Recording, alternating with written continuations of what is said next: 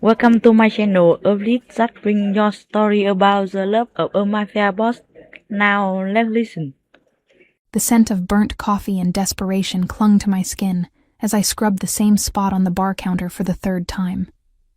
My fingers were raw from the industrial cleaner. My back ached from 6 hours of bending and lifting, and the fluorescent lights of Café Esperanza buzzed like angry wasps above my head. Outside, the São Paulo rain hammered against the windows, turning the street into a river of neon reflections and broken promises. Helena, table 4 needs clearing. Marcos, the shift manager, barely glanced at me as he passed, his voice carrying that edge of impatience he reserved for staff he considered disposable, which, after 3 months of working here, I'd learned meant all of us. I nodded silently, grabbing the gray plastic tub and making my way through the cramped cafe. This place was nothing like the life I'd known before Lucas died, before my world shattered into 1,000 pieces, each one sharp enough to draw blood. Before I became invisible, just another tired woman in a stained apron, serving overpriced espresso to people who never looked her in the eye. But invisibility had its advantages. Nobody noticed when you asked questions.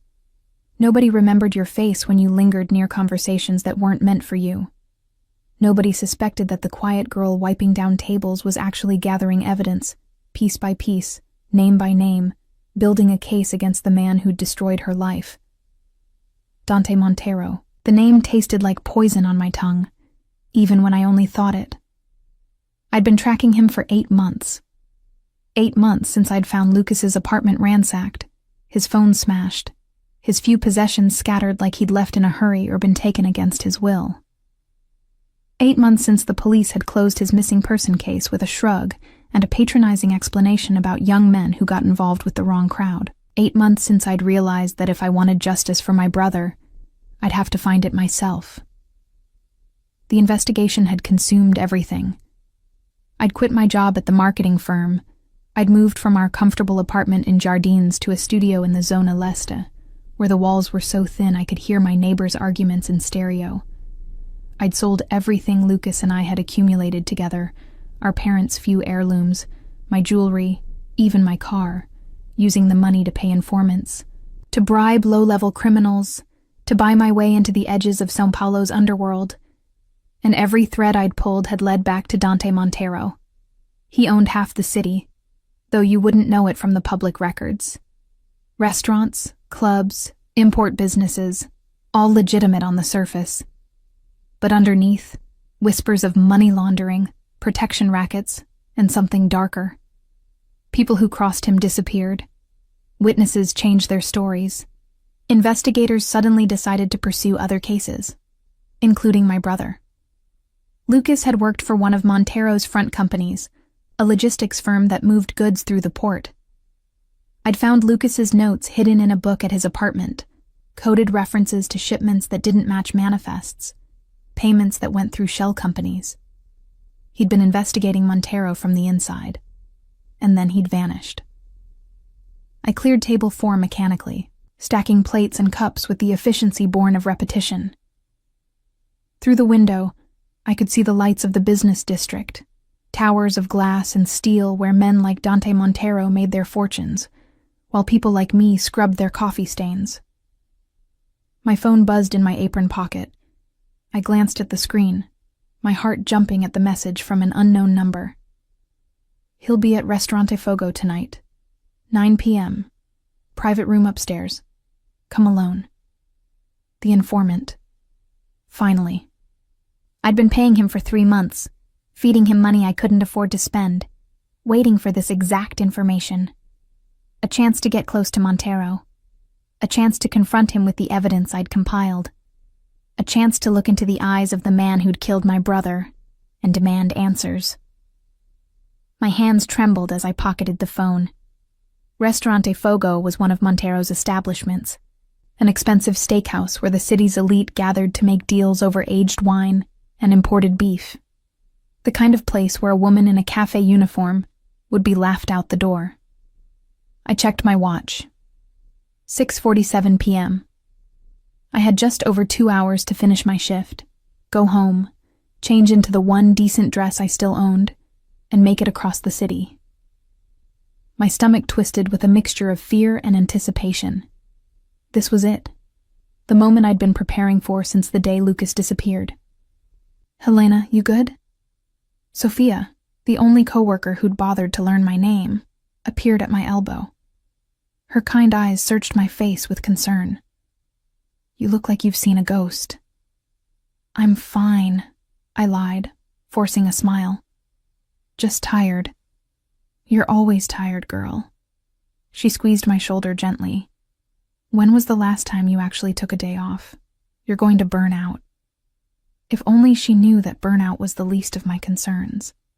That I'd been running on rage and grief for so long, I wasn't sure what I'd be without them. That tonight, I was walking into a lion's den with nothing but my anger and a folder full of evidence that might get me killed. The rest of my shift crawled by with agonizing slowness. Every minute felt like an hour, every task an obstacle between me and what I needed to do. Finally, mercifully, Marcos told me I could go. I grabbed my backpack from the employee locker, barely bothering to change out of my uniform before running for the bus. The ride home was a blur of rain-streaked windows and racing thoughts. I ran through what I'd say to Montero, how I'd confront him, what I'd do if he denied everything or threatened me or simply had his security throw me out. I had copies of Lucas's notes, photos I'd taken of shipments, records of payments that didn't add up. It wasn't enough for the police, who were probably on Montero's payroll anyway, but it might be enough to rattle him, to make him slip. Or it might be enough to get me killed, just like Lucas. My studio apartment was exactly as I'd left it, sparse and functional. The walls were covered with everything I'd collected about Dante Montero. Photos clipped from society pages showing him at charity galas, always impeccably dressed, always surrounded by politicians and business leaders. Surveillance photos I'd taken myself, grainy images of him entering and leaving his various properties. A map of his known holdings, marked with red pins. And in the center, Lucas's photo, my brother's smiling face a constant reminder of why I was doing this. I showered quickly, the hot water a luxury I rarely allowed myself. As I dried off, I caught sight of myself in the bathroom mirror. I barely recognized the woman staring back. I'd lost weight I couldn't afford to lose, my cheekbones sharp beneath skin that had gone pale from too many late nights and not enough sun. My dark hair, once glossy and well-maintained, hung limp around my shoulders. My green eyes, Lucas's eyes, held a hardness that hadn't been there a year ago. This investigation had consumed me, body and soul. But tonight, it would be worth it. Tonight, I'd face Dante Montero and demand the truth. I pulled on the black dress I'd worn to Lucas's memorial service, the only formal clothing I owned. It was simple, but elegant. Fitted enough to pass in an expensive restaurant, but conservative enough not to draw unwanted attention. I added the pearl necklace our grandmother had left me, one of the few items I hadn't sold. My fingers shook as I fastened the clasp. The folder of evidence went into a sleek black clutch I'd borrowed from Sophia weeks ago, claiming I needed it for a date. She'd been so excited for me, so hopeful that I might finally be moving on from my grief. If she knew what I was really planning, she'd lock me in my apartment and call the police. I checked my reflection one last time. Professional, composed, nothing like the cafe worker or the obsessed woman whose walls were covered in conspiracy theories. I looked like someone who belonged at Restaurante Fogo, someone who could walk through the door and demand a meeting with one of the city's most powerful men. The Uber ride to the restaurant took 40 minutes through rain-clogged traffic. I watched the city transform through the window, moving from my working-class neighborhood through the commercial districts and into the gleaming heart of São Paulo's financial center. Restaurant Fogo occupied the ground floor of a modern glass tower, its entrance flanked by valet attendants in crisp uniforms. I took a deep breath, steadying myself before stepping out of the car. The rain had stopped, leaving the streets slick, and reflecting the warm light spilling from the restaurant. I could hear the murmur of expensive conversation, the clink of crystal, the kind of refined noise that spoke of money and power. The doorman looked me over, his expression professionally neutral, despite obviously cataloging my lack of jewelry beyond the pearls, my off-the-rack dress, my nervous energy. "Good evening, señora. Do you have a reservation? I'm meeting someone in the private room upstairs," I said, surprised by how steady my voice sounded. "Dante Montero." Something flickered in the doorman's eyes. Recognition, perhaps, or caution. "One moment, please." He spoke quietly into a radio, his gaze never leaving me. I felt exposed under his scrutiny, certain he could see through my composed exterior to the terrified woman beneath. After what felt like an eternity, he nodded. "You may go up. Second floor, room Nettuno." My heels clicked against marble floors as I entered the restaurant. It was even more opulent than I'd imagined, all dark wood and mood lighting, with waiters gliding between tables bearing plates that probably cost more than my weekly salary. I found the stairs and climbed, my heart hammering so hard I was certain everyone could hear it. The second floor was quieter, more intimate, with a hallway lined with doors bearing names of Roman gods: Jupiter, Marte, Venus, and at the end, Nettuno, Neptune, god of the sea and earthquakes. I raised my hand to knock, but the door swung open before I could touch it. A man in a black suit stood there, his eyes cold and assessing. Security, obviously. He looked me over with the practiced gaze of someone trained to identify threats. "Name?" he asked, his Portuguese carrying a slight accent I couldn't place. "Helena Costa," I said, lifting my chin. "I'm here to see Dante Montero."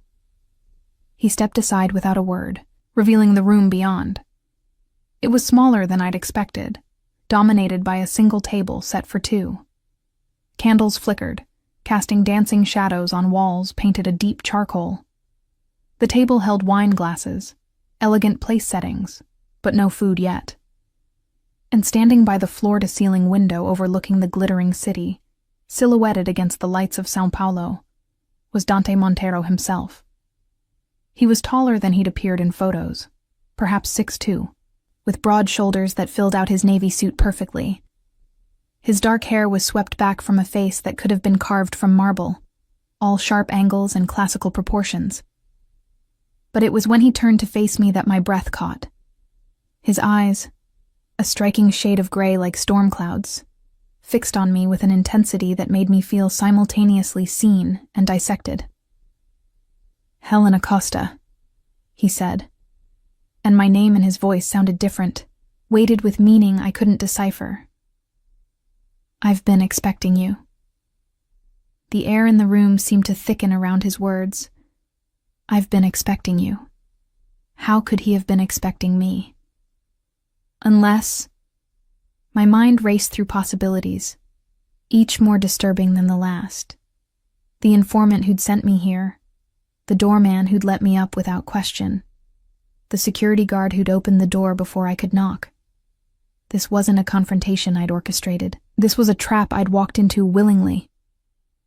"I don't know what you mean," I said, forcing steadiness into my voice even as my hand tightened around my clutch. The evidence inside suddenly felt less like a weapon, and more like proof of how thoroughly I'd underestimated this man. Dante moved away from the window with fluid grace, each step deliberate and controlled. In the candlelight, I could see details the photographs had missed. A thin scar along his left eyebrow. The way his suit jacket hung perfectly, tailored to emphasize the power in his frame. The gold watch on his wrist that probably cost more than I'd made in the past year. "Don't you?" He gestured to the chair across from his. "Please sit. We have much to discuss, you and I." "I'll stand." The words came out sharper than I'd intended. "This won't take long." His lips curved into something that might have been amusement. "You've been following me for 8 months, Helena, paying Roberto Silva for information about my movements, photographing my properties, interviewing former employees of my companies. You even spoke with Judge Ferreira's clerk about shipment records. He paused, letting each revelation land like a blow. And you think this won't take long? The floor seemed to tilt beneath me. Roberto Silva was my informant, the one who'd sent me here tonight. Judge Ferreira's clerk was someone I'd bribed 2 months ago. Former employees. I'd been so careful, always meeting them in public places, never using my real name. You've known, I whispered, the realization crashing over me like ice water. All this time, you've known exactly what I was doing. Of course. Dante pulled out the chair he'd offered, his movements unhurried. I make it my business to know everything that happens in my city, especially when it concerns my family. Your family? The word tasted bitter. Lucas was my family. My brother. The only family I had left after our parents died. Something flickered across Dante's face, too quick for me to identify. Sit down, Helena. Please. There are things you need to understand about your brother, about what happened to him. I know what happened. My voice rose despite my efforts to control it. He discovered what you really are, what your businesses really do. He was going to expose you, so you had him killed. Is that what you think? Dante's voice remained calm, infuriatingly calm, as though we were discussing the weather rather than murder. That I killed Lucas Costa? I have evidence. I opened my clutch with shaking fingers, pulling out the folder. Lucas's notes about the shipments, the discrepancies in the manifests, the shell companies, the payments that don't match any legitimate business transaction. I threw the folder onto the table between us, papers scattering across the white tablecloth. I know you had him killed because he knew too much. Dante looked down at the scattered evidence, then back at me. You're right about one thing. Lucas did discover things he shouldn't have, things that put him in danger. He leaned forward, his gray eyes intense. But not from me, Helena. From people far more dangerous than I could ever be. I don't believe you. But even as I said it, doubt crept into my voice. There was something in his expression, a sincerity that didn't match the cold Mafia boss I'd expected. Your brother wasn't investigating me, Dante said quietly. He was working for me. He'd been one of my most trusted people for 2 years before he disappeared. The words didn't make sense. Couldn't make sense. You're lying. Am I? Dante reached into his jacket, a movement that made the security guard by the door tense, and pulled out his phone. He tapped the screen a few times, then turned it toward me. Recognize this? The photo showed Lucas, unmistakably Lucas, sitting across a table from Dante in what looked like this very room. My brother was smiling, relaxed, his hand extended in a handshake. The timestamp read 3 months before he disappeared. Photoshop, I said weakly. You could have... Dante swiped to the next image. Lucas and Dante at what looked like a construction site, both wearing hard hats, reviewing blueprints. Then another. Lucas at a formal event, standing among men in expensive suits, a drink in his hand. And another, and another. Dozens of photos spanning what looked like years. Your brother came to me when he was 19, Dante said, pocketing his phone. He needed money for his sister's university tuition. Did you know that, Helena?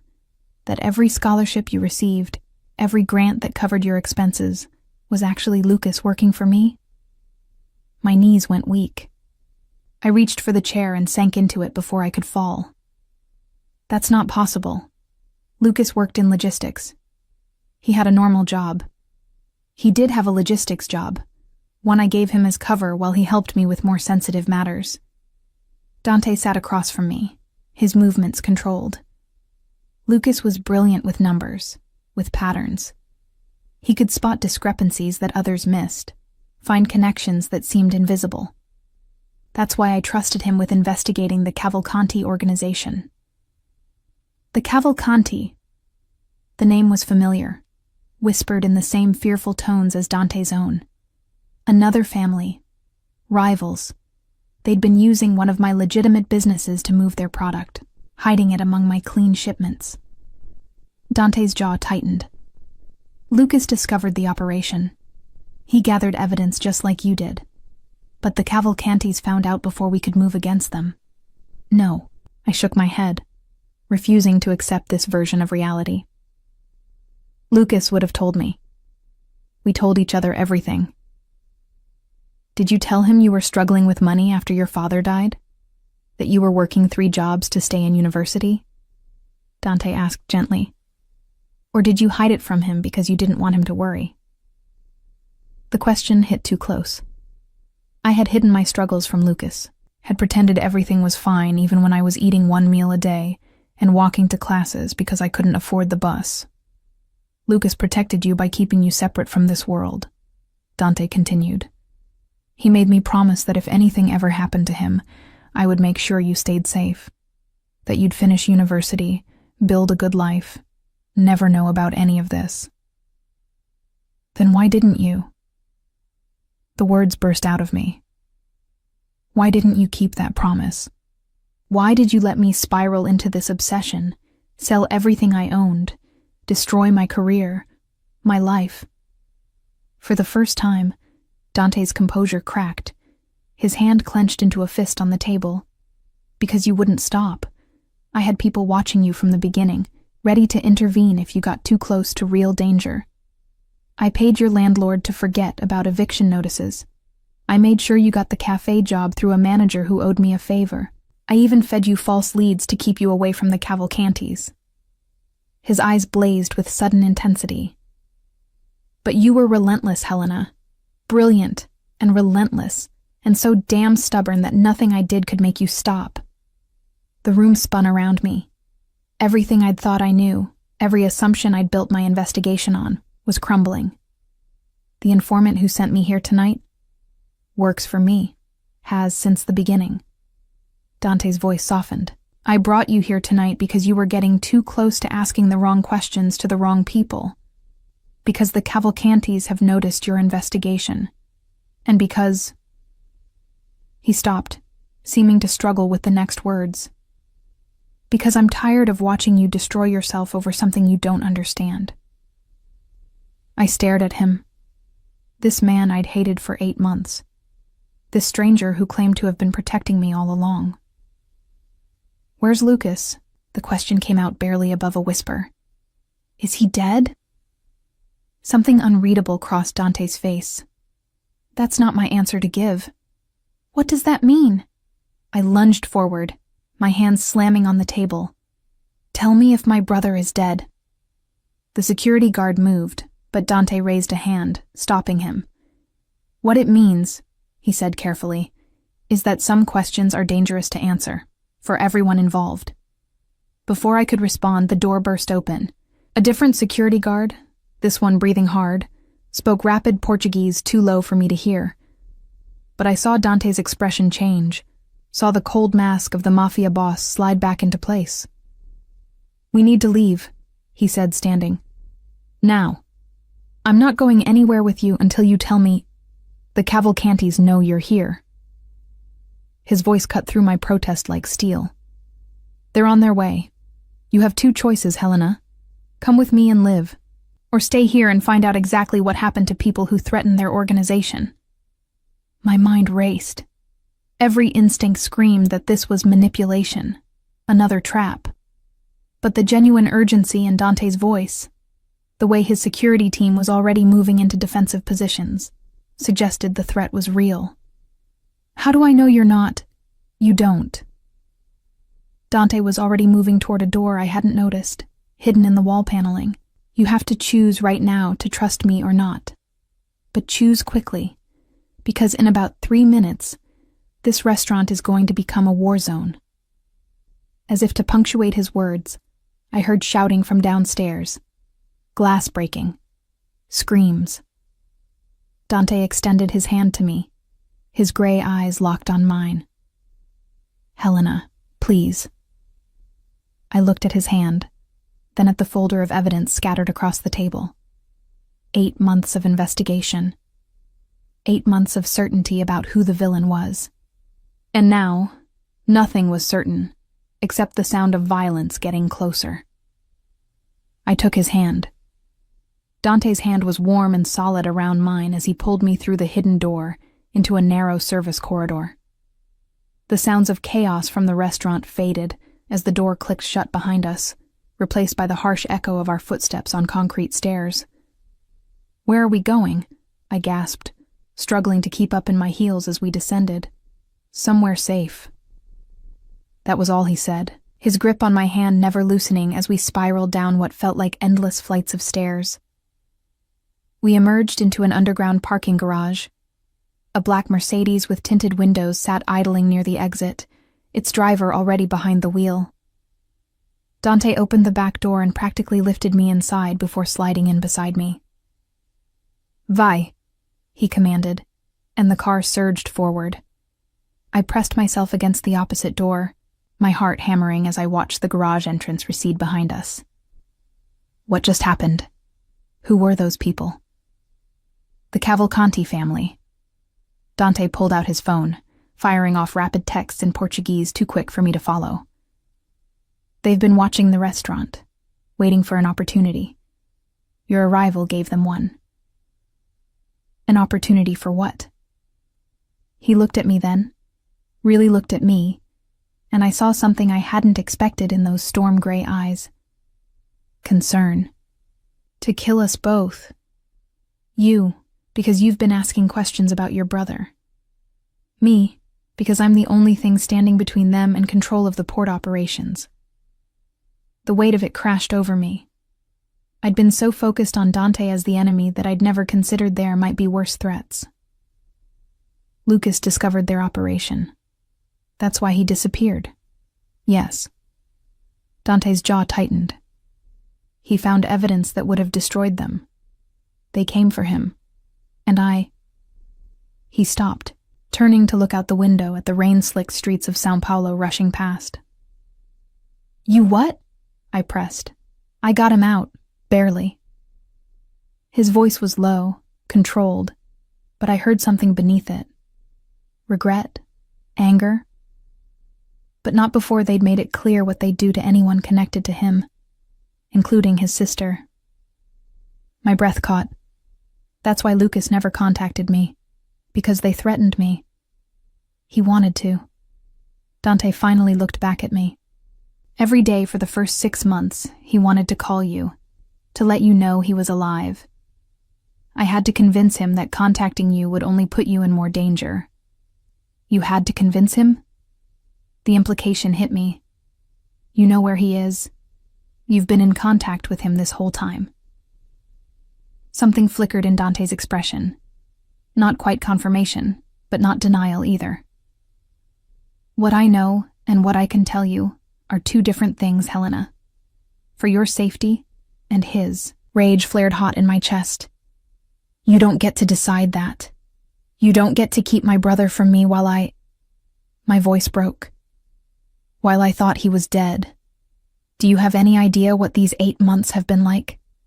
The nightmares, the guilt, the wondering if there was something I could have done differently? Yes. The single word was quiet, but absolute. I know exactly what it's like to lose someone and wonder if you could have saved them. The raw honesty in his voice stopped my angry response. I studied him in the dim light of the car, seeing past the expensive suit and the controlled demeanor to the man beneath. There were shadows under his eyes that spoke of sleepless nights, a tightness around his mouth that suggested burdens carried for too long. Who did you lose? I asked, my voice softer. Dante was silent for so long I thought he wouldn't answer. Then, my sister, Isabella. She was 19. He stared out the window, but I didn't think he was seeing the city anymore. She fell in love with the wrong man, someone from a rival family. I told her it was dangerous, that she needed to end it. She thought I was being controlling, protective for no reason. He didn't need to finish. I could see the end of the story in the set of his shoulders, the clench of his jaw. They killed her, I whispered. They made it look like an accident. A car crash on a rainy night. His hand clenched into a fist on his knee. I knew the truth, but I couldn't prove it. By the time I'd built enough power to move against them, 3 years had passed. 3 years of planning, of positioning, of making sure that when I struck, it would be absolute. Did you destroy them? Yes. Every single person who'd been involved. Everyone who'd known and stayed silent. Everyone who'd benefited from her death. His voice was cold now, the Mafia boss returning. I made sure they understood the cost of taking something precious from a Montero. The car turned onto a tree-lined street in Alto de Pinheiros, one of the city's most exclusive neighborhoods. We pulled through iron gates into a private drive, the mansion beyond more intimidating than beautiful. All sharp angles and dark glass. It looked like a fortress designed by an architect with a taste for the ominous. "This is your home?" I asked as the car stopped at the entrance. "One of them." Dante was already out, coming around to open my door. "And yours, for now, until the Cavalcanti situation is resolved." I didn't take his offered hand. "I'm not staying here. You can't just kidnap me because—" "They know where you live, Helena." He said it gently, but the words were no less devastating. "Your apartment in Zona Leste, 3rd floor, Unit 304, the cafe where you work, the bus routes you take. They've been watching you almost as long as I have."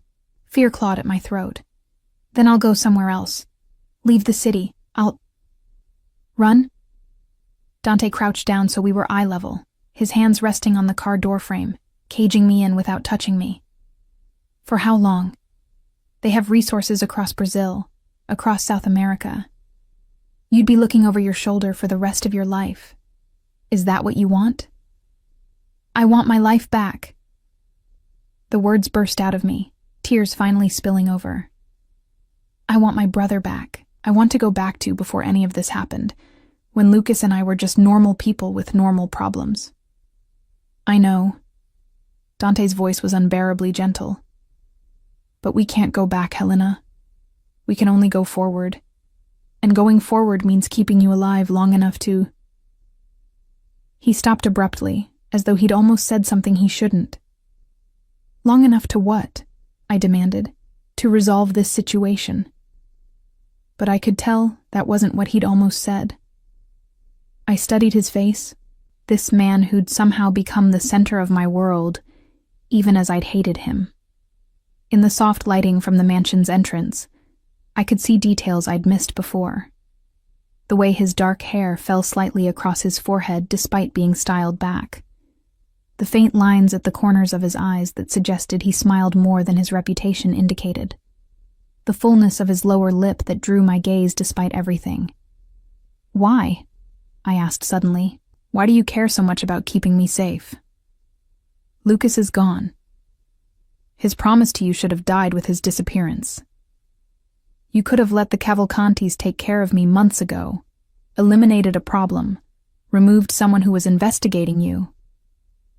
Dante's jaw worked, as though he was fighting some internal battle. "Because Lucas trusted me with the most important thing in his world. Because a promise doesn't die just because it becomes inconvenient." He paused, his gray eyes searching mine. "And because you remind me of Isabella, that same fire, that same stubbornness, that same refusal to back down even when wisdom says you should." "I'm not your dead sister," I said, but without heat. "No. You're very much alive." His voice dropped lower, intimate in the close confines of the car. "And I intend to keep you that way, even if you fight me every step." Something in his tone made my pulse quicken. I should have been afraid, should have been planning my escape. But instead, I found myself caught by the intensity in his gaze, by the way the space between us seemed charged with electricity. "I want to negotiate," I said, forcing my mind back to safer ground. If I'm going to stay here, under your protection, I want terms. Interest sparked in Dante's eyes. You're in no position to negotiate. Aren't I? I lifted my chin. You need me compliant, not fighting you at every turn. That means I get something out of this arrangement beyond just staying alive. A slow smile curved his lips, transforming his face from severe to devastatingly handsome. What do you want, Helena? Information about Lucas. Real information. Not vague promises that he's somewhere safe. I held up a finger as he started to protest. I'm not asking for his location, but I want proof he's alive. A phone call, a video, something. Dante considered this. That can be arranged. What else? I want to know what you're doing about the Cavalcantis. I want to be included in the planning, not kept in the dark, like some damsel who needs protecting. Absolutely not. His voice hardened. That's non-negotiable. You're not getting anywhere near the operational side of this. Then I'm not staying. I moved to get out of the car, but his hand shot out, catching my wrist. Helena. The way he said my name, low and almost pleading, made me stop. I've already lost one woman I was supposed to protect because I didn't take the threat seriously enough. I won't make that mistake again. I can't. The raw vulnerability in his voice cracked something inside me. This wasn't the cold mafia boss or the calculating businessman.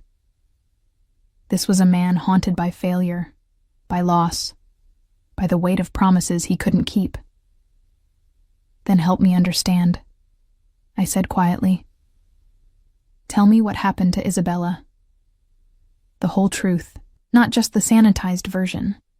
He released my wrist, but didn't move away. Why? Because you're asking me to trust you with my life. The least you can do is trust me with your truth. For a long moment we stayed like that, frozen in the opening of the car door, the night air cool against my skin. Then Dante nodded once, sharp and decisive. Come inside. I'll tell you everything. The mansion's interior was as severe as its exterior, all dark wood and clean lines, more fortress than home. Dante led me through a marble foyer into a study lined with books, gesturing to a leather sofa near a fireplace where a fire already crackled. Whiskey? He asked, moving to a bar cart. I don't drink. You might want to start. He poured 2 fingers into a crystal glass and brought it to me anyway. This isn't an easy story to hear.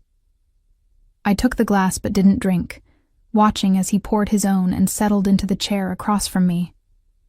The firelight cast shadows across his face, making him look older, wearier. Isabella was supposed to marry someone our family approved of, he began. A man from an allied organization, someone who would strengthen our position. She agreed at first, seemed resigned to it. But then she met Andre Cavalcanti at a charity gala. My breath caught at the name. The same Cavalcantis? The eldest son. Charming, sophisticated, everything she'd been taught to look for in a man. Dante's voice was bitter. What she didn't know was that their entire relationship was a setup. The Cavalcantis wanted access to our shipping routes, our contacts. Andre's job was to seduce her, get her to convince me to form an alliance. But you saw through it. Not at first. His hand tightened around his glass. I thought he genuinely cared for her. I was considering the alliance for her sake. But then Lucas... He stopped, emotion flickering across his face. Lucas found out? I leaned forward, my journalist instincts engaging despite the personal nature of the story. Lucas intercepted communications between Andre and his father, plans for what would happen after the marriage, how they'd use Isabella's access to destroy us from within. Dante drank deeply from his glass. I confronted Isabella with the evidence. She didn't believe me. She thought I was inventing it to control her, to keep her from being happy. So she ran to him, straight into their trap. His voice was hollow now. The car accident happened that same night. She was on her way to meet Andre, to tell him about my accusations. The Cavalcantis couldn't risk her asking questions, couldn't risk her seeing through the deception. I set down my untouched whiskey, my hands shaking. And Lucas helped you prove it was murder. He rebuilt the investigation the police had closed, found witnesses who'd been paid off, surveillance footage that had been lost, evidence of tampering with her car's brakes. Dante's eyes met mine across the firelight. That's when I truly understood what your brother was capable of. His loyalty, his brilliance, his absolute refusal to let injustice stand. Understanding dawned. That's why you protected him. Why you still protect him. He saved my sister's memory, gave me the ability to avenge her properly. Dante leaned forward, his intensity burning through the space between us. So, when the Cavalcantis came for him, when they threatened the only family he had left, I made him the same promise he'd given me. I would protect you, Helena, no matter what it cost. Even if it meant letting you hate me. Even if it meant watching you destroy yourself trying to find him. Tears slipped down my cheeks, but I didn't wipe them away. I don't hate you. You should. His voice was rough. I've lied to you for 8 months. I've manipulated your investigation, controlled your life without your knowledge. I've taken away your choices in the name of protection. The same way you tried to protect Isabella. I understood now. Understood the weight he carried. The fear that drove every decision. You're terrified you'll fail again. Yes. The admission seemed torn from him. Because if I fail with you, if the Cavalcantis get to you the way they got to her, I won't survive it. Not again. The confession hung between us, raw and honest and terrifying in its implications. This wasn't about duty or promises anymore. This was about something deeper, something neither of us was ready to name. Then let me help, I said, my decision crystallizing. Stop trying to protect me from the truth. Let me be part of the solution instead of a problem you have to manage. Dante stood, moving to the fireplace, his back to me. That's exactly what Isabella said, right before she died. I'm not Isabella. I rose too, crossing to stand beside him. And you're not the same man you were then. You're smarter now, more careful. And this time, you have someone who knows what she's walking into. He turned to face me, and the raw emotion in his eyes took my breath away. I can't lose you, Helena. The words hung in the air between us, charged with meaning. Not, I can't lose another person. But you, specifically. Me. Then don't, I whispered. Don't push me away. Don't lock me in a gilded cage and expect me to trust you. Work with me. Let me stand beside you instead of behind you. For a long moment we stood there, close enough that I could feel the heat radiating from his body, could smell the subtle spice of his cologne, could count the shades of gray in his eyes. Then slowly, giving me time to pull away, he raised his hand to cup my face. You're going to destroy me, he said softly, his thumb tracing my cheekbone. Completely and utterly.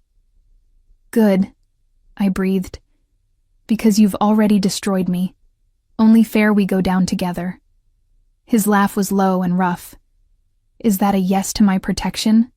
To staying here, working with me instead of against me? I thought about my empty apartment, my dead-end job, the 8 months I'd spent chasing ghosts and answers.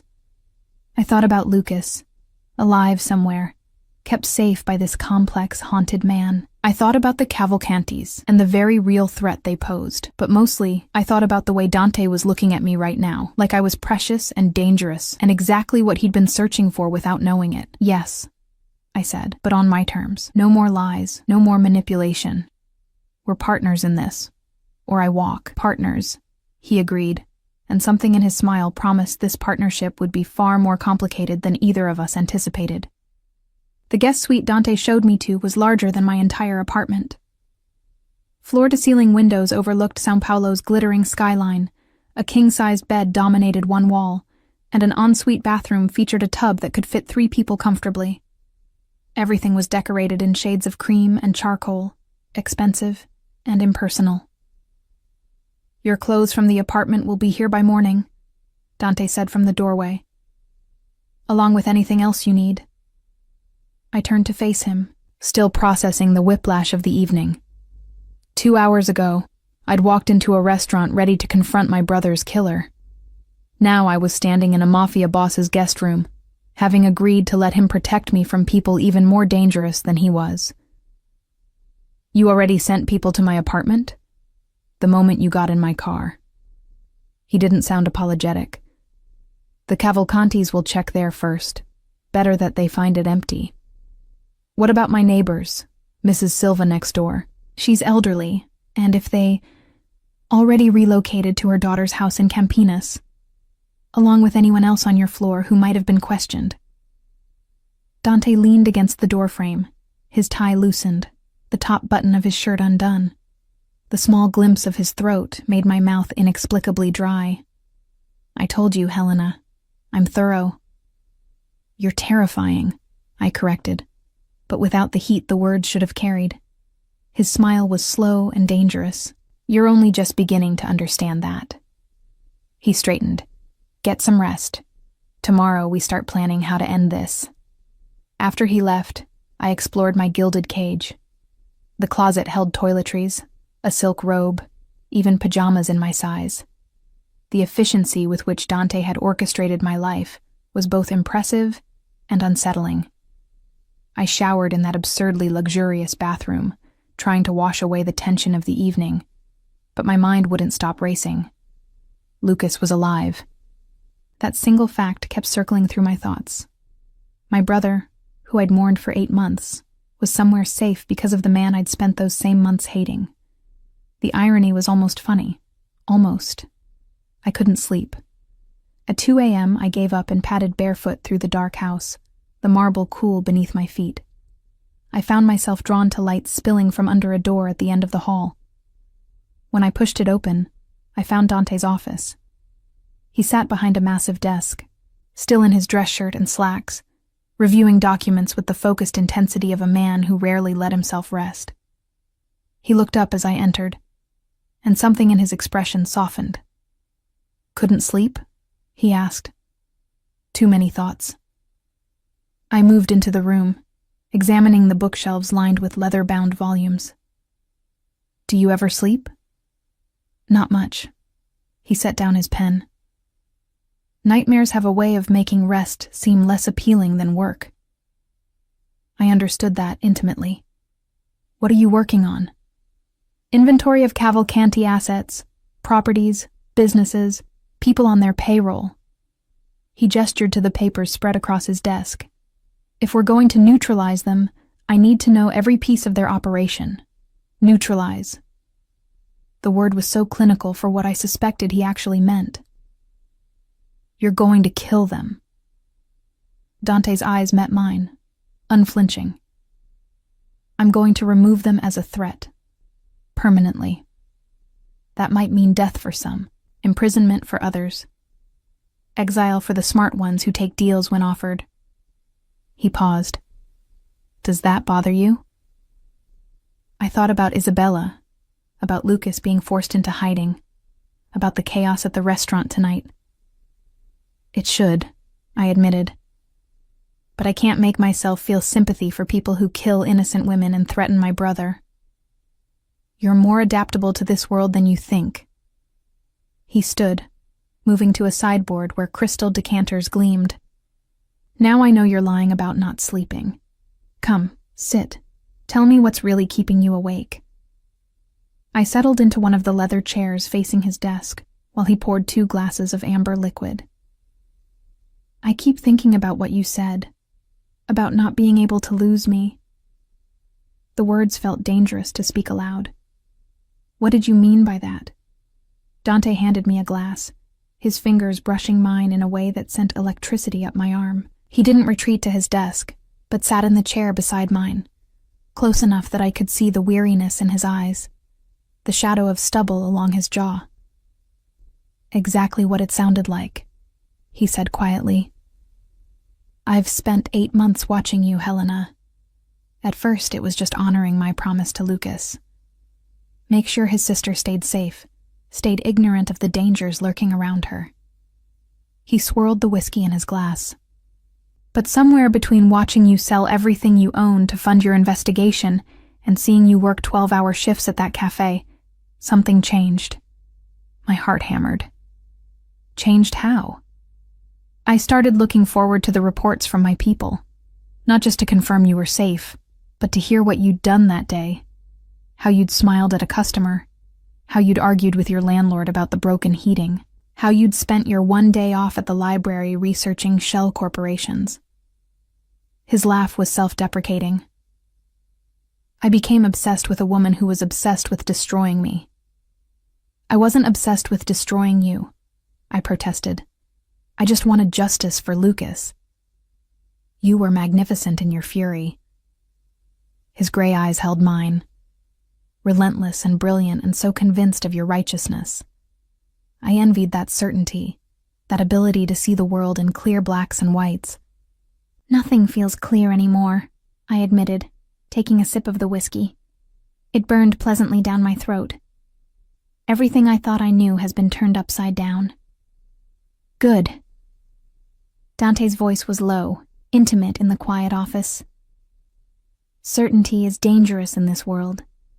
It makes you predictable, vulnerable. Doubt keeps you sharp. We sat in companionable silence for a moment, the city lights glittering through the windows behind his desk. I should have been uncomfortable, alone with a dangerous man in the middle of the night. Instead, I felt oddly safe, as though this was exactly where I was supposed to be. What are the rules? I asked suddenly. If I'm staying here, working with you, there must be boundaries. Dante studied me over the rim of his glass. You don't leave the property without security. Non-negotiable. He held up a hand as I started to protest. I'm not imprisoning you, Helena. You can go anywhere you want. Do anything you want, but you'll have protection. Fine. What else? You tell me immediately if you notice anything unusual. Anyone following you, any contact from people you don't know, any feeling that something's wrong. His expression was serious. Your instincts kept you alive through 8 months of digging into things that could have gotten you killed. Trust them now. And what about you? I challenged. What are your rules for yourself? He seemed surprised by the question. What do you mean? You're asking me to trust you completely, to put my life in your hands. That means you have to give me something in return. I leaned forward, emboldened by the whiskey and the late hour and the strange intimacy of this conversation. No more lies, no more manipulation. If you're going to make decisions that affect me, I get a say. That could put you in danger. Then I'll be in danger making my own choices instead of being kept safe in ignorance. My voice was firm. Those are my terms, Dante. Take them or I'll find my own way out of this mess. He was quiet for a long moment, studying me with an intensity that made me feel exposed and seen in equal measure. You're not going to make this easy, are you? Would you respect me if I did? His laugh was genuine, transforming his face. No, I suppose I wouldn't. He extended his hand. Partners, then. Full honesty, shared decisions, no more shadows between us. I took his hand, meaning to shake it formally. But the moment our skin touched, the air between us changed. His thumb traced across my knuckles, a caress so light I might have imagined it. Our eyes locked, and I saw the same hunger I felt reflected in his gaze. Helena, he said, my name rough on his tongue. I need you to understand something. What? The word came out breathless. This arrangement, you staying here, working with me, it's already complicated. If we add... He stopped, seeming to struggle with the words.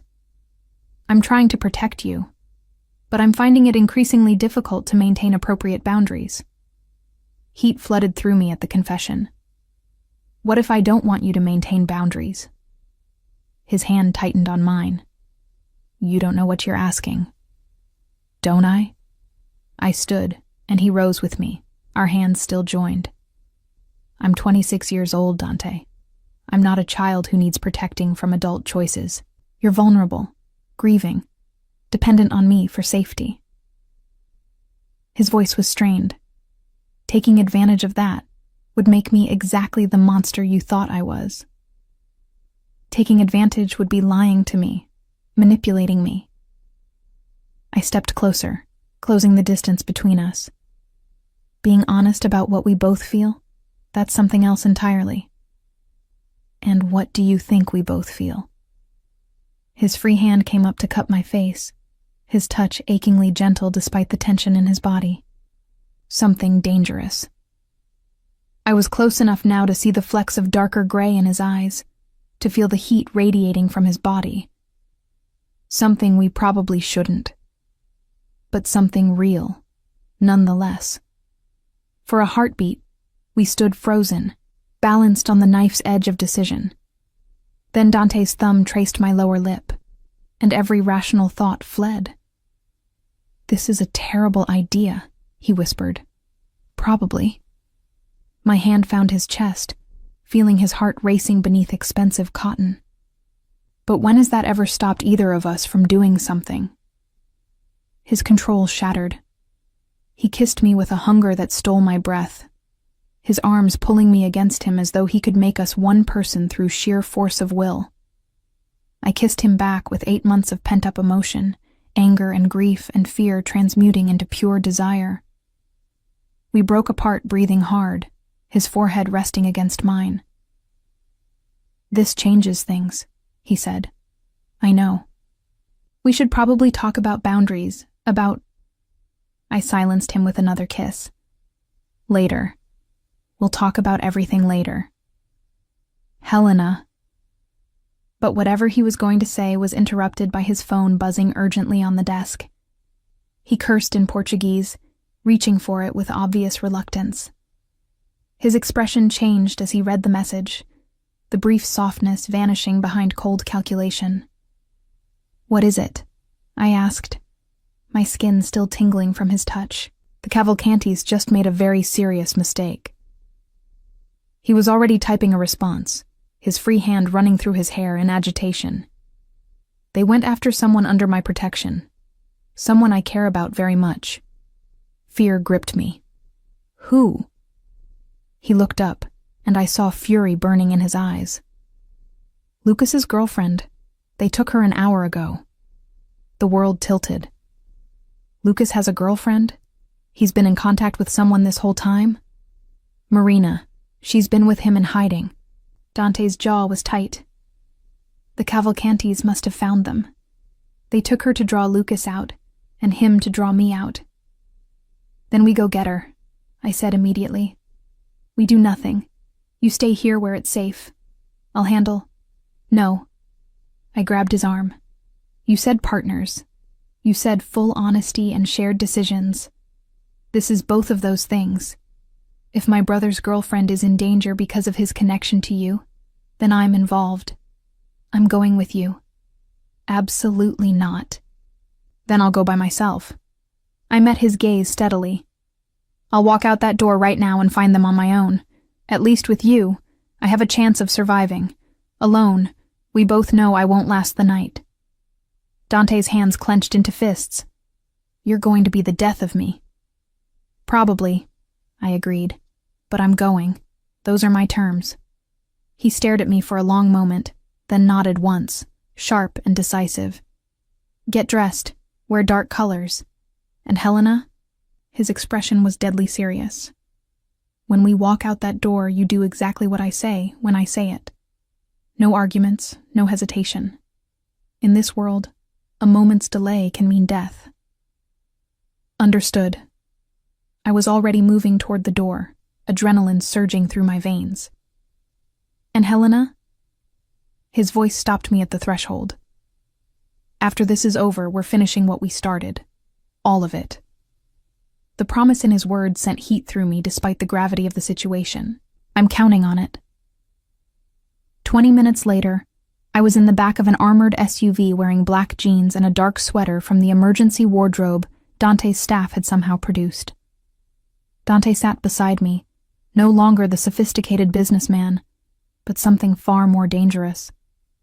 He'd changed into tactical gear, a gun holstered at his side, his phone constantly buzzing with updates.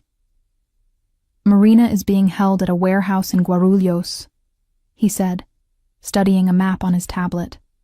The Cavalcantis are using her as bait.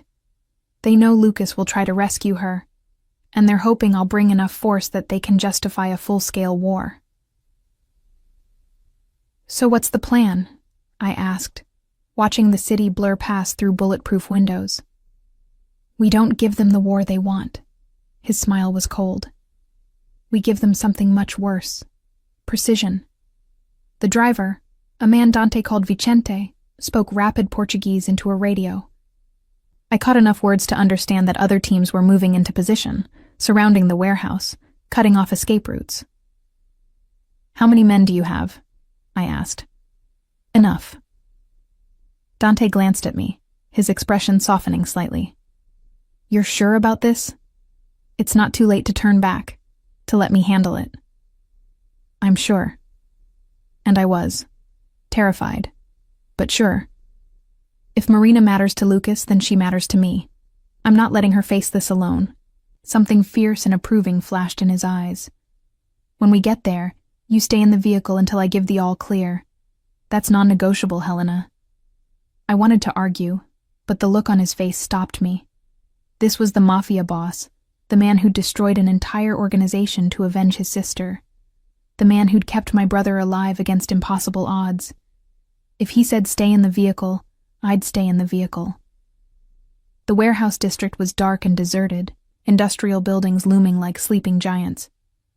Our convoy, 3 SUVs in total, pulled into an alley half a block from the target. Dante's phone lit up with a message. Lucas is already here, he said, his voice tight. Damn fool went in alone. He's trying to save her. I understood that desperation intimately. He probably thought he could trade himself for her. And get them both killed. Dante was already moving, checking his weapon with practiced efficiency. Vicente, you stay with Helena. Anyone approaches this vehicle who isn't me or my men, you drive. Understand? Sim, chefe. Dante turned to me, his hand cupping my face with surprising gentleness given the circumstances. I will bring them both back. I promise you. Then he was gone, disappearing into the darkness with a team of 6 men who moved like shadows. I watched from the window as they approached the warehouse, my heart in my throat. He's very good at this, Vicente said quietly, apparently sensing my anxiety. The best I've ever seen. Your brother and his girlfriend will be safe. How long have you worked for him? 12 years, since I was 17. Vicente's eyes never left the warehouse. He saved my life, took me off the streets, gave me purpose. Everything I have, I owe to him. I heard the loyalty in his voice, the same unwavering devotion I'd seen in all of Dante's people. He inspired that somehow. This dangerous man who'd upended my world. Inspired people to follow him into darkness and trust he'd lead them back out. The waiting was torture. Minutes stretched like hours. Then, gunfire, sharp cracks that echoed through the empty district. I lurched forward, but Vicente's arm blocked me. Stay, he commanded. Trust him. More gunfire, then silence. The silence was somehow worse. I counted heartbeats, my hands clenched so tight my nails drew blood. Then movement at the warehouse entrance.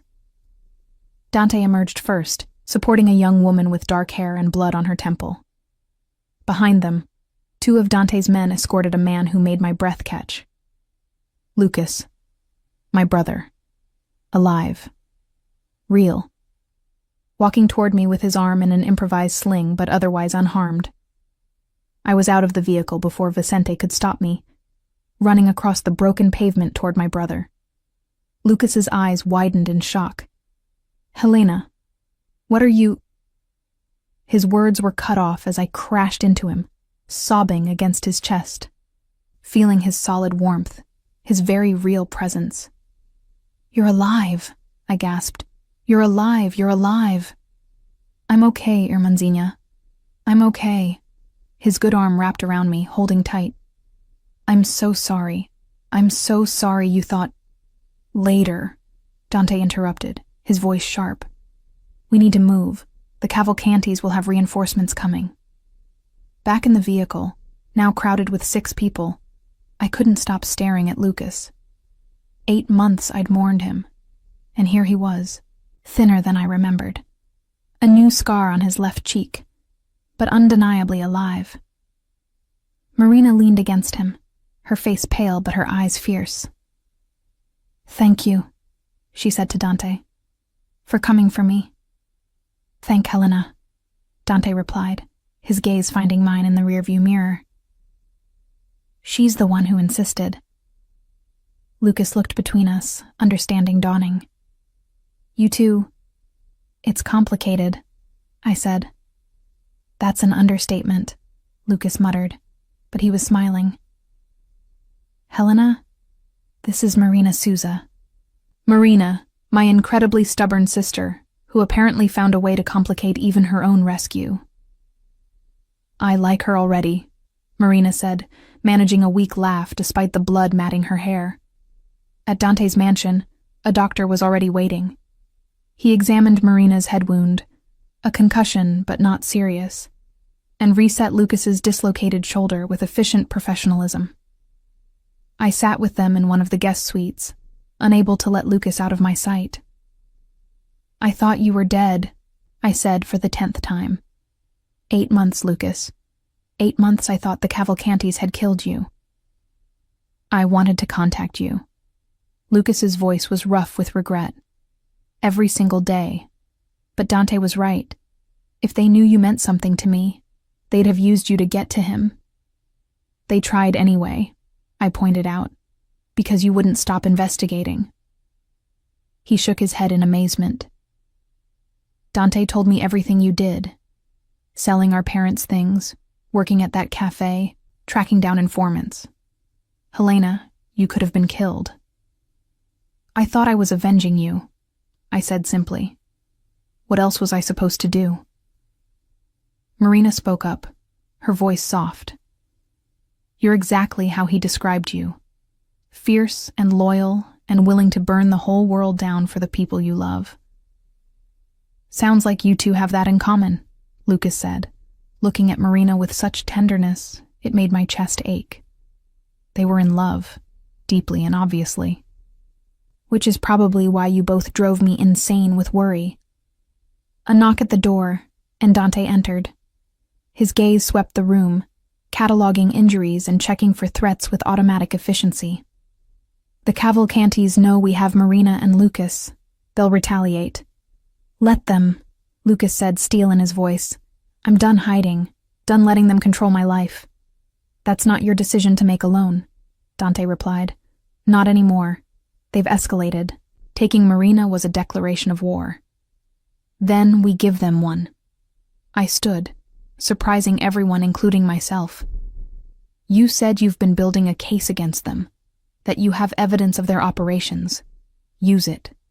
Destroy them the way you destroyed the people who killed Isabella." Dante's eyes locked on mine. "You understand what that means? The violence it will require? The people who will die? I understand that they've had 8 months to hurt the people I love. That they killed your sister. That they'll keep destroying lives until someone stops them." I lifted my chin. "So stop them."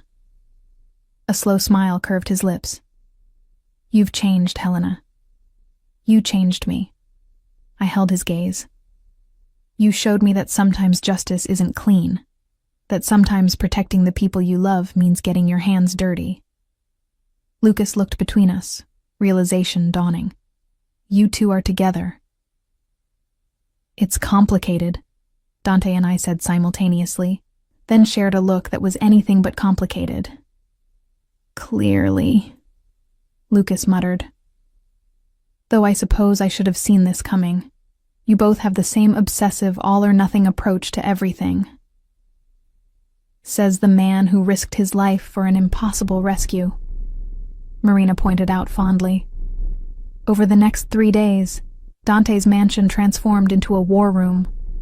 Lucas, despite his injury, worked alongside Dante to compile evidence against the Cavalcantis. I discovered my brother had his father's gift for financial analysis, tracing money through labyrinthine shell companies with frightening ease. Marina, it turned out, was a lawyer who'd been helping build the legal case. The three of them worked with a synchronicity born of months in hiding together, while I absorbed everything, learning the intricacies of an empire I'd only glimpsed from the outside. Late on the third night, I found Dante alone in his study, reviewing documents. He looked up as I entered, exhaustion evident in the shadows under his eyes. You should be sleeping, I said, moving to stand behind his chair.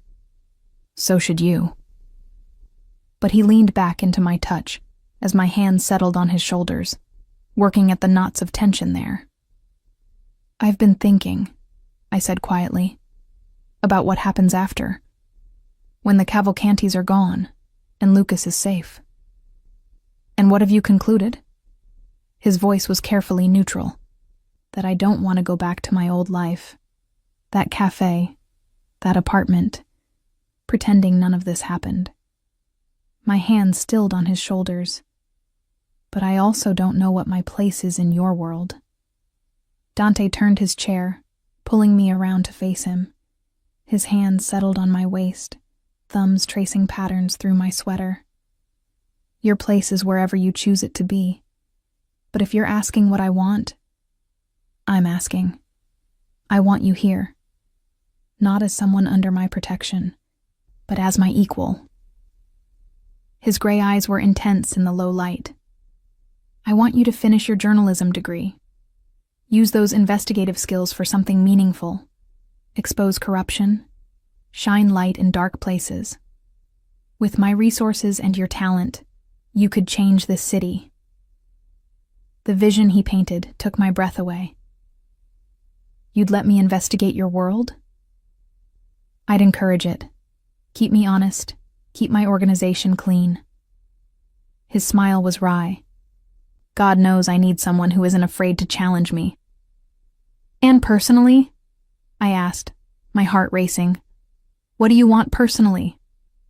His hands tightened on my waist, pulling me closer until I was standing between his legs. I want everything, Helena. I want you in my bed every night, and at my table every morning. I want to know you're safe because you're with me, not because you're hidden away. I want... He stopped, seeming to struggle with the words. What? I prompted, my hands finding his face, feeling the rough stubble along his jaw. I want to marry you, he said quietly. I want your brother to walk you down an aisle and your name to be Montero. I want children who have your fire and your brilliance. I want a lifetime of complicated mornings and dangerous evenings and everything in between.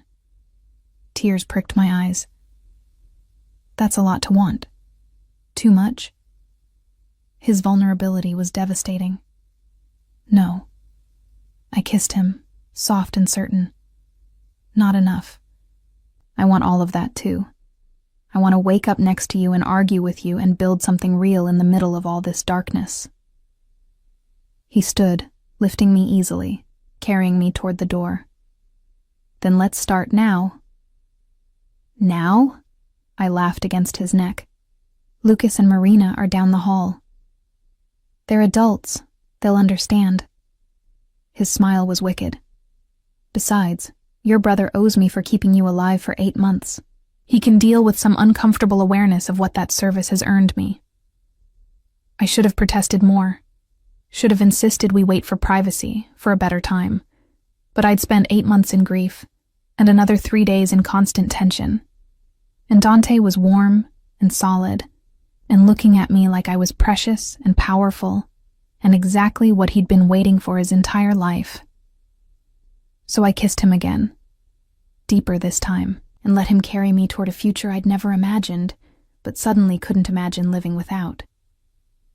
Morning light streamed through Dante's bedroom windows, painting everything gold. I woke wrapped in his arms, my body deliciously sore, my heart fuller than I'd thought possible. He was already awake, watching me with an expression that made my breath catch. I could get used to this, I murmured, tracing the defined muscles of his chest.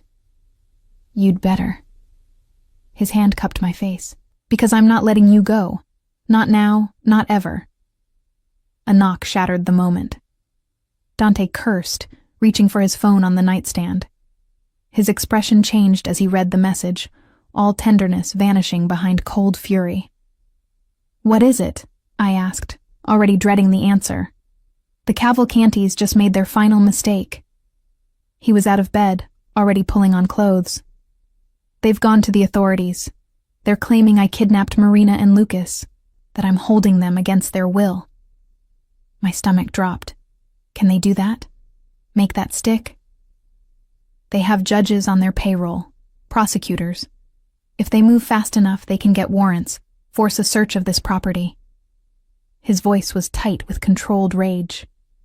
They're trying to back me into a corner, force me to either surrender Lucas and Marina, or prove I'm exactly the criminal they claim I am. I scrambled out of bed, pulling on the silk robe I'd discarded hours ago. Then we go public first. Lucas and Marina can give statements that they're here voluntarily, that you saved them. And admit that a federal prosecutor's daughter has been living with a suspected crime lord. Dante's smile was bitter. Marina's father was Marcus Souza, one of the few honest prosecutors in São Paulo. That would destroy her family's reputation and give the Cavalcantis exactly what they want. Proof that I corrupt everyone I touch. Then what do we do? He was quiet for a moment, his tactical mind clearly working through scenarios. We end this. Today. We release everything we have on the Cavalcantis. The evidence Lucas gathered, the financial records, everything. We destroy them so completely they can't retaliate. That will expose you too, I pointed out. Some of that evidence implicates your operations. I know. His jaw was tight. But it's the only way to protect the people I love. If I go down, so be it. As long as you're safe, Lucas is safe, Marina is safe. The casual way he lumped me in with the people he loved made my chest tight. We're not letting you go down. Helena. No. I moved to him, gripping his arms. You said we're partners. That means we find a solution that protects everyone, including you. Before he could respond, Lucas burst into the room, Marina close behind. My brother took in the scene, me in a robe clearly from Dante's closet, the rumpled bed, our proximity, and grimaced. Really didn't need that visual confirmation, he muttered. But we have bigger problems. The police are at the gates. They have a warrant. Dante's expression went deadly calm. How many? 6 cars, plus federal agents. Lucas's face was grim. This isn't a normal search warrant. This is a full-scale raid. They're not here for evidence, Marina said, her lawyer's mind clearly analyzing. They're here to make a statement, to show that the Cavalcantis can reach even you, Dante. Through the windows, I could see flashing lights filtering through the trees. My pulse raced, but my mind was suddenly crystalline clear. 8 months of investigative work, 3 days of studying Dante's operations, and a lifetime of my brother's lessons in finding patterns where others saw chaos. I have an idea, I said, "but you're all going to hate it." They turned to me, and I outlined my plan. It was reckless and dangerous and depended on timing so precise it bordered on impossible. But it was also the only way I could see to protect everyone. As I'd predicted, they hated it. "Absolutely not," Dante said flatly. "You're not putting yourself in that kind of danger." "It's not your choice," I replied, surprised by how steady my voice was. "This is my decision, my risk to take." "Helena," Lucas started, "you don't get a vote either." I looked at each of them in turn. "For 8 months, all of you protected me by keeping me in the dark. Now it's my turn to protect you. All of you." Marina was the first to crack. "She's right. It could work." "It's insane," Dante growled. "So is everything else we've done." I took his hand, feeling his pulse racing beneath my fingers. "Trust me. The way I've learned to trust you." For a long moment, we stood frozen. Then Dante nodded once, sharp and decisive. "We do this my way. You follow my lead exactly. No improvisation. Deal."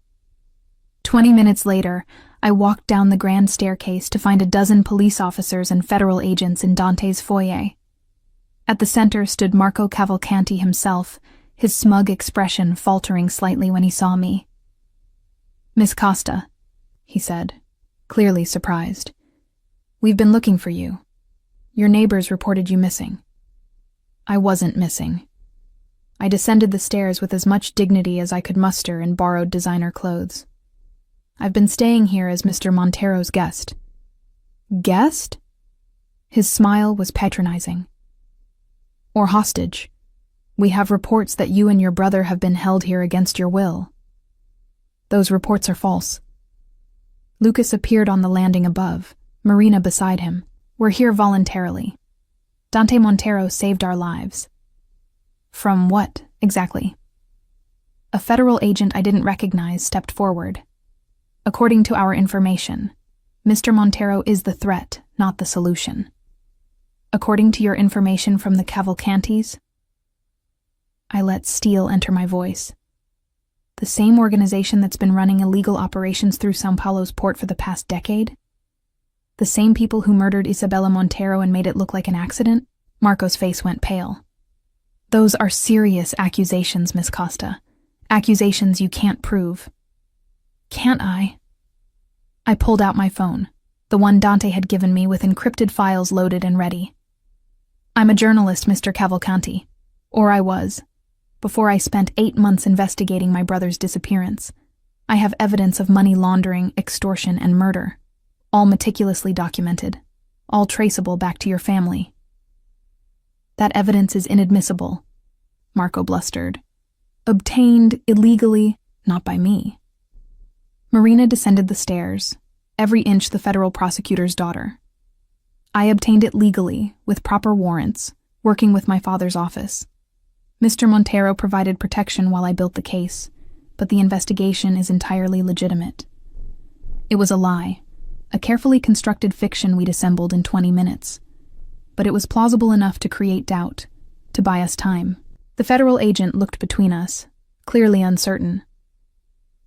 "If you have evidence of criminal activity, why hasn't it been filed?" "Because I was waiting to ensure my witnesses would be safe," Marina replied smoothly. "The Cavalcantis have a history of eliminating threats. But as of this morning, all evidence has been submitted to multiple agencies simultaneously. Federal prosecutors in São Paulo, Brasilia, and Rio. International authorities in the US and Europe. Even if something happens to me or my witnesses, the case will proceed." I watched Marco's face as understanding dawned. We'd outmaneuvered him. Even if he had us all arrested, killed, the evidence would survive. His empire was already crumbling.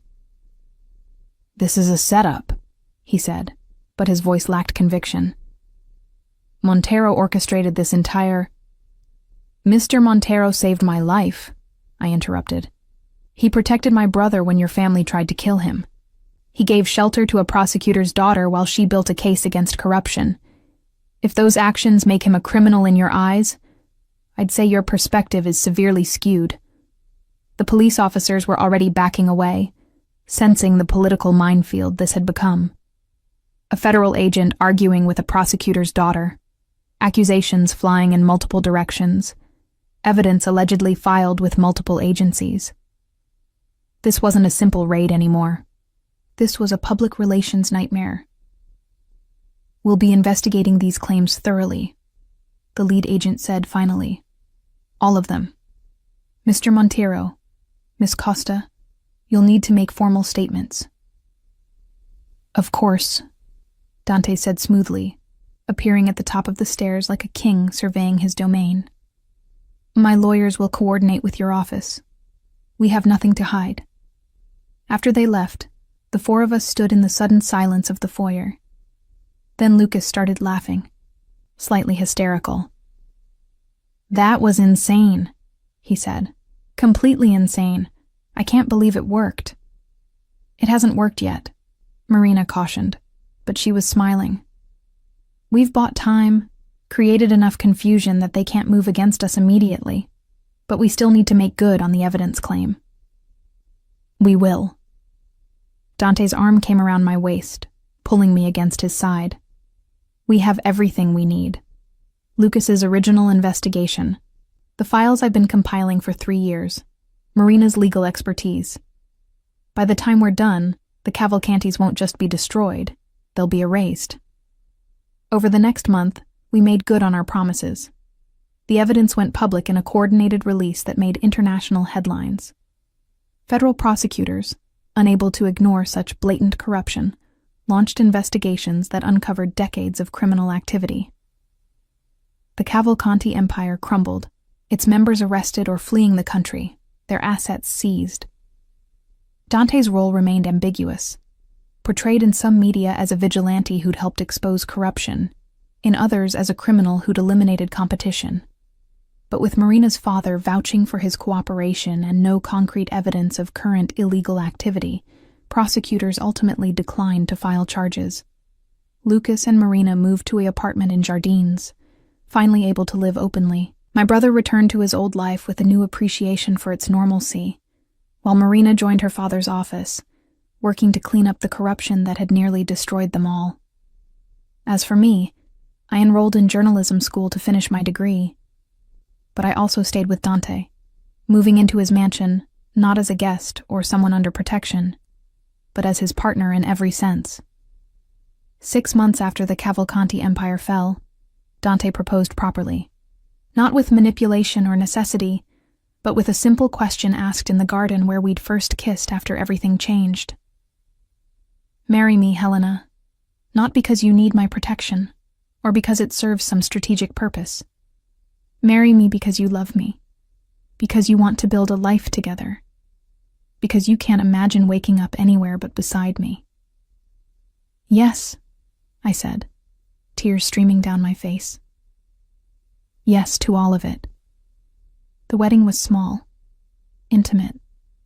Just Lucas walking me down the aisle, Marina as my maid of honor, and a handful of people who'd become family. Nothing like the society spectacle I might have expected. Instead, it was perfect, personal, ours. Our first child, a daughter, was born 18 months later. We named her Isabella, after Dante's sister. 6 months after that, I discovered I was pregnant again. Twins, the doctor announced, and Dante's face transformed with joy. Our family is growing, he said that night, his hand on my barely there bump while our daughter slept in the next room. Too fast, I laughed. At this rate, we'll need a bigger house. Then we'll buy one. His lips found my temple. I meant what I said that first night, Helena. I want everything with you. A lifetime of complicated mornings and dangerous evenings and a house full of children who have your fire. I thought about the woman I'd been a year ago, broken and grieving, selling everything to chase vengeance. I thought about the night I'd walked into that restaurant ready to confront a killer. I thought about every moment that had led me here, to this man, this life. this impossible happiness. "I love you," I said, the words no longer frightening but freeing. "I love our chaos and our family and the life we're building. Even though I'm still dangerous?" He teased, but I heard the real question beneath. "Especially because of that." I turned in his arms to face him. "You're dangerous to our enemies, and protective of everyone you love. You've built an empire, but you'd burn it all down to keep us safe. That's not weakness, Dante. That's strength." His kiss was soft, reverent, full of promises. My Helena, my wife, my everything. And as I fell asleep in his arms, our daughter dreaming in the next room and our twins growing safely inside me, I realized I'd found something more valuable than revenge or justice or any of the things I'd thought I wanted. I'd found home. Not in a place, but in this complicated, dangerous, beautiful man who'd seen me at my worst and loved me anyway. Who'd protected me when I didn't know I needed it, challenged me when I'd needed to grow, and built a future with me that was better than anything I'd dared to imagine. We'd started with hatred and ended with love. Started with lies and ended with truth. Started with loss and ended with the family I'd always dreamed of. Numerous and loud and full of the fierce devotion that ran in both our bloods. The Mafia boss and the journalist. The protector and the truth seeker. The man who dealt in shadows and the woman determined to shine light. Together we were unstoppable. Together we were home.